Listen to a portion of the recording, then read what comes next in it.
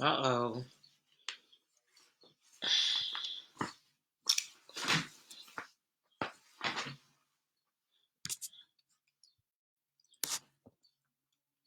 Hey, everybody. Give you a couple of minutes to get in here.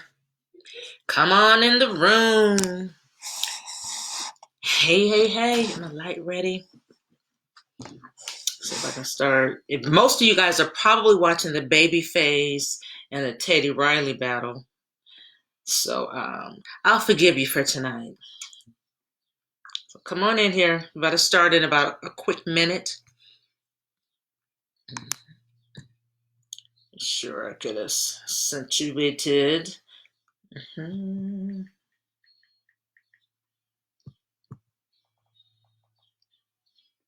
How's everybody doing? Hey, welcome, welcome. I'll give you a couple of minutes. Come on in, come on in, come on in. Come on in. Like I said, a bunch of you guys, probably like myself, was watching the battle, the Teddy Riley Babyface battle. It was good. It is good. I think it's still going on. But anyway, hey, hey, hey, hey. So we're gonna start in a couple of minutes. We're gonna start talking about hands-only CPR. I uploaded a couple of videos that I'm hoping that you watched before the class tonight to give you an idea of what hands-only CPR is. Hey, Michael. What hands-only CPR contains and all of that good stuff. So what I'm going to do is open up with a word of prayer, and then we can get started. So yeah, let's get started. 7:01. Okay. So again, I'm the American Heart Association Ambassador, Zandra Wilson, and I've been commissioned to teach 12 classes. The first, I think it was first five classes I taught on Calvary's YouTube channel. So definitely go on YouTube, Calvary Baptist Church of Hawthorne. You can catch the first 5 classes. Again, it is so, so, so important for you to do the quizzes. So what they're doing, in order for Calvary to win the grand prize, you have to fill out the quiz. Is literally takes you, there's like 5 questions on the quiz, and it literally will take you under a minute. So right now, quiz 5 and quiz 6 is out. I'm now teaching class 8 tonight.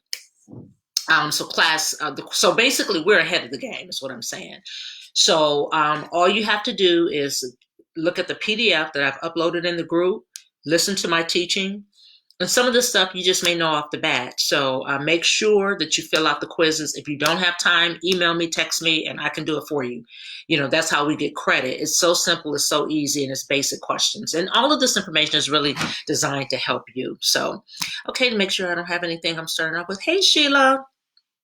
Okay, you said you're looking at the quiz, and now you need to look over the information before I take the quiz.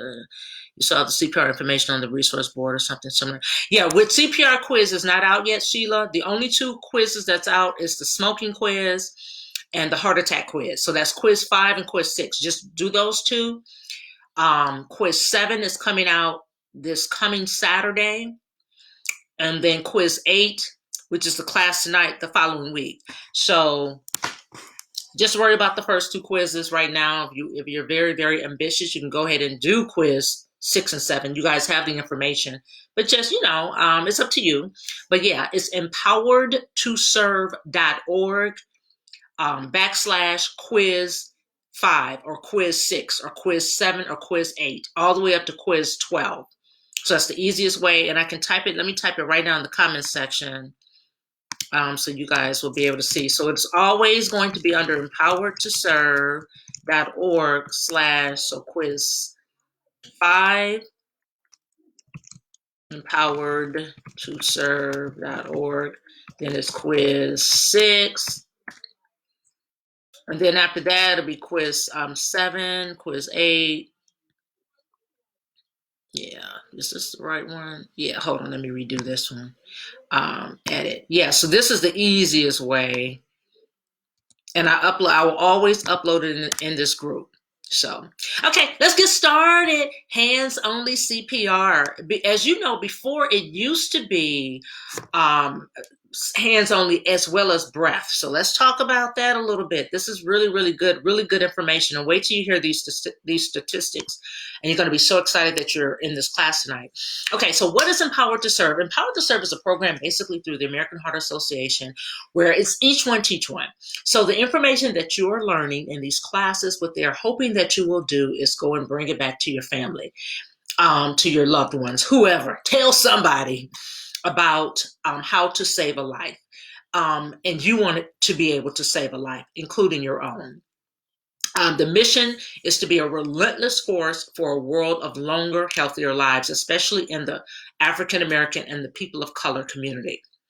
The program objective is to, for this particular class, is that American Heart Association, it recommends hands-only CPR for teens and adults who suddenly collapse. We're going to talk about the difference between cardiac arrest and the difference between a heart attack. I taught that class back in, I think it was class 4 and class 5. Again, you can go back on the Calvary Baptist Church's YouTube channel and look at those classes, a refresher just to have the information, or in this group, just go over the PDF, because I've uploaded the PDFs for you guys to read and follow along with me.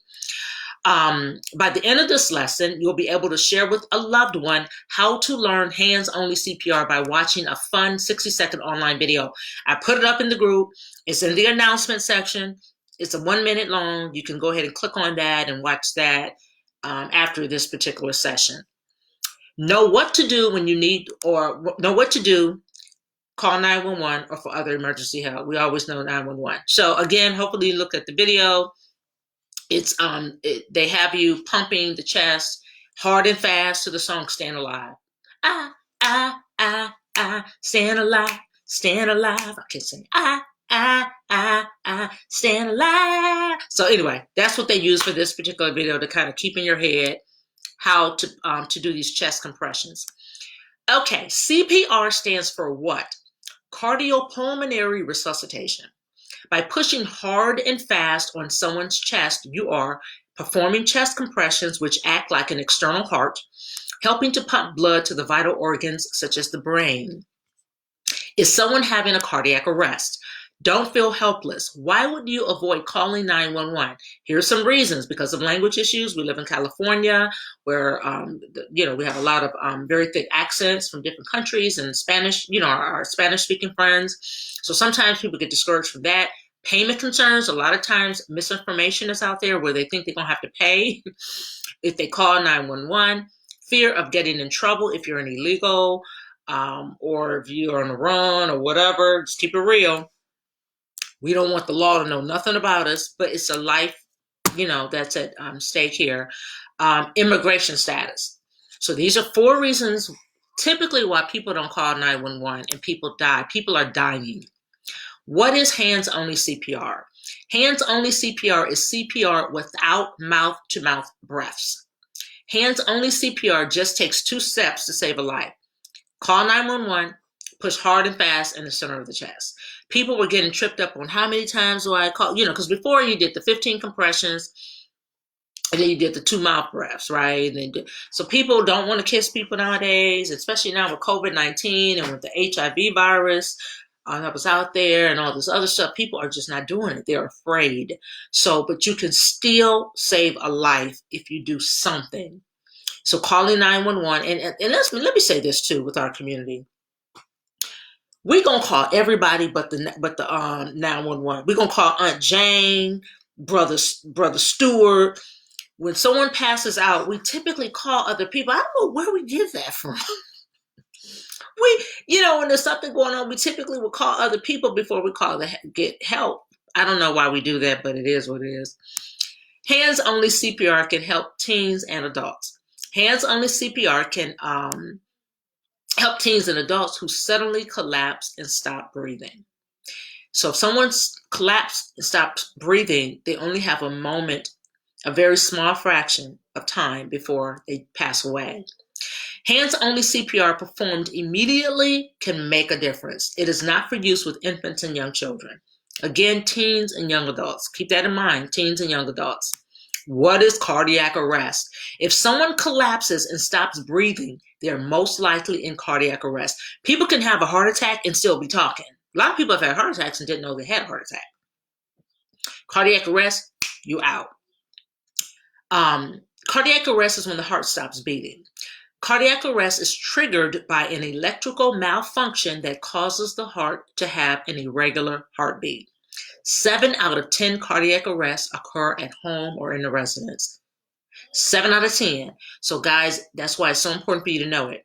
And it's such a short period of time that you have to react, which is why a lot of us are dying behind this stuff, which is why the American Heart Association have me and others like me teaching these classes. You have to push hard and fast in the center of the chest. When the heart doesn't beat, it cannot pump blood to the brain, lungs, and other organs.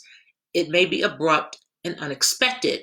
So mind you, I could be sitting right here and just kill over or just pass out, cardiac arrest. It's just a matter of minutes because everything can stop, right? I'm not getting any oxygen to the brain. That's how you know a lot of people, when they have had cardiac arrest or whatever, heart attacks, a lot of times they have brain issues or whatever, brain damage. The life you save may be a loved one, and normally it is someone that you know that typically that you're going to be around, right? That may have these issues.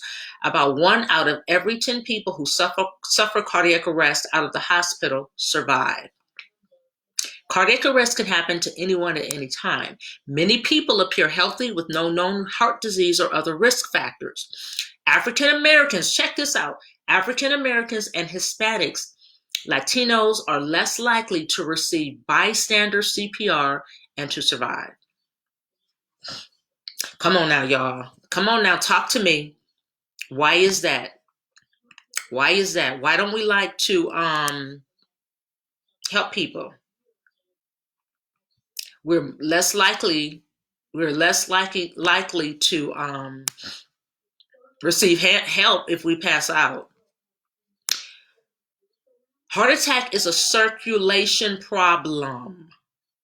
Cardiac arrest is an electrical problem. We need to know that.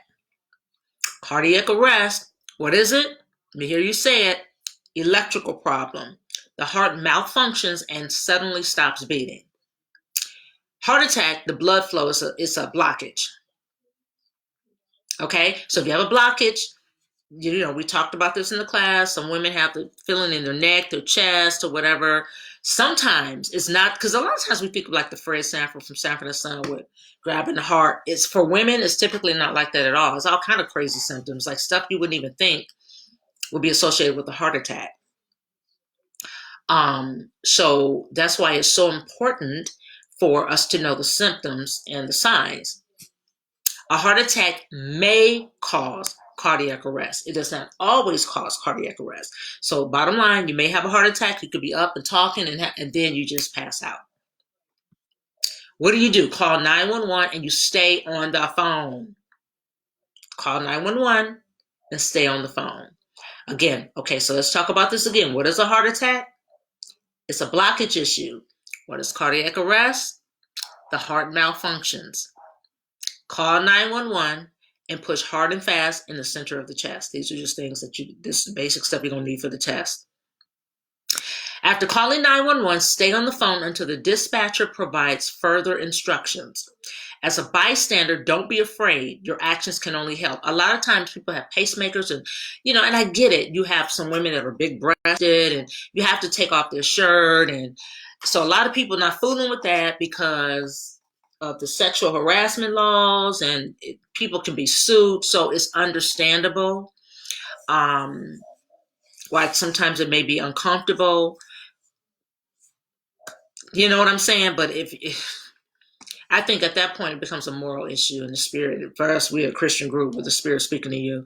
I don't know if I can imagine someone, I don't care who they are, having a heart attack and I not do something. But anyway, your actions can only help. So bystanders are typically afraid to help. They don't know if it's because a lot of times people fake heart attacks to rob you, all kind of crazy stuff.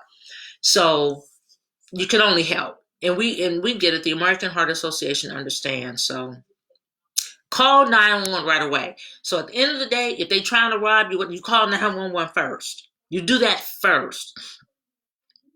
A lot of times we do it backwards, but you call 911 first. Few African Americans call 911 immediately. Let's talk about that, guys. Mexican Americans are less likely than whites to call 911. Both Mexican Americans and white women are less likely than men to arrive at the hospital within 3 hours. You know, when you call 911, stay on the phone until the 911 dispatcher provides further instructions. They're going to ask you a couple of things about your emergency. They will ask details like their location. Be specific. I'm in my home. Because they have like an idea, but sometimes people are underground. Sometimes you're in a bunker in your home, or just you guys know what I'm saying. You're in the back gardening or whatever. So you have to be very specific. So when the ambulance comes, they know exactly where to find you. If you speak Spanish only, tell the dispatcher this: heart stopped, Spanish interpreter. Just switch right over to a Spanish interpreter. Answering the dispatcher's questions will not delay the arrival of help. I don't know why we think that. It's like, just hurry up and get here. And you're thinking that you're talking to them on the phone, because I've been in that position before. Like, it's just holding up. They've already dispatched help, an ambulance, or that's why they ask you 911, what is your emergency? And it's either they'll know whether it's fire, a police, or an ambulance by what you tell them.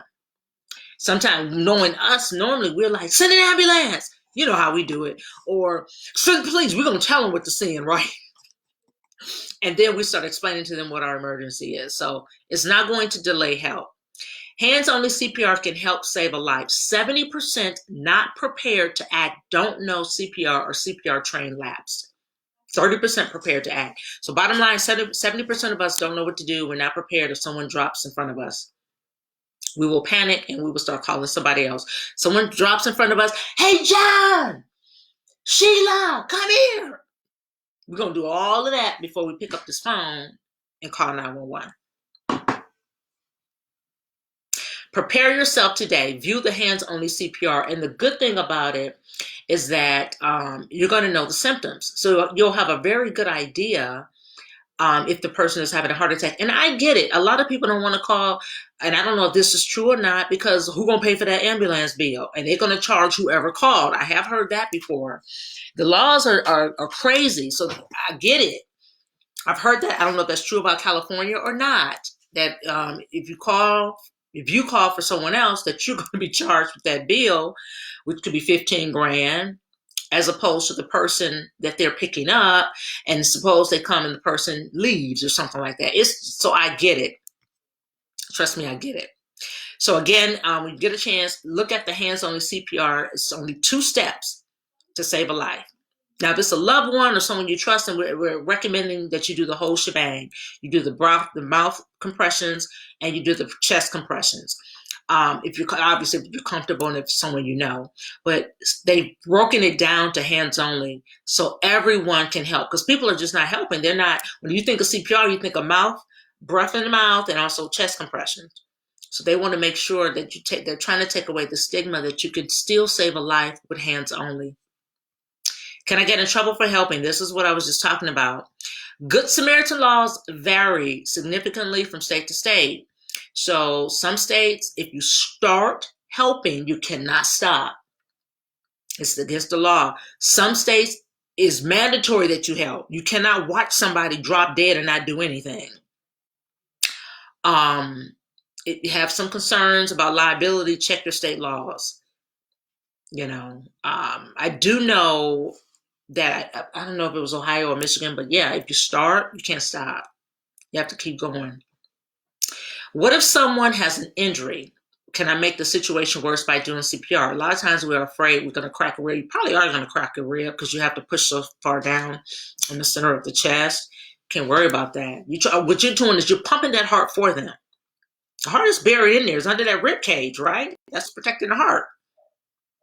And so you probably are you might pop a rib. But okay, that or the person's life. A person whose heart has stopped must have CPR. There is no other way. They will die in a matter of minutes. If they have cardiac arrest, the heart has stopped. The heart is malfunctioned. It is not pumping any blood, oxygen, or anything to the cells of your body, to the other vital organs of your body. When the heart stops pumping blood, your organs begin to die immediately. They're starting to die.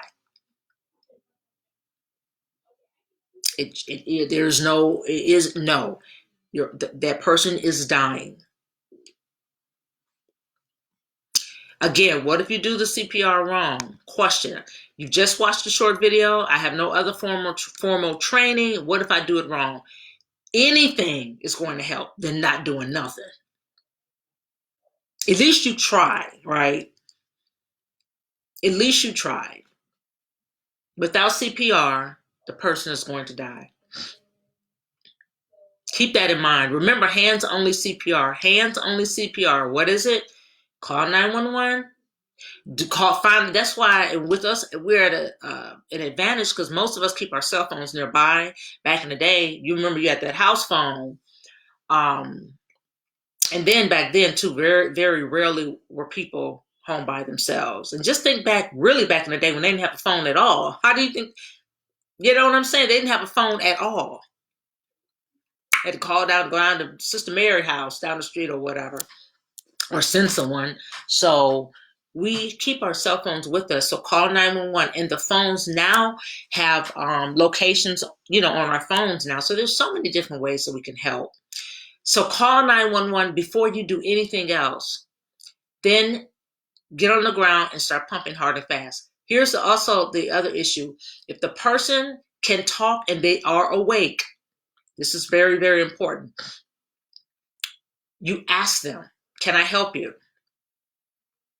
If they say no, and you leave them be. That's hard when you're dealing with someone that needs help.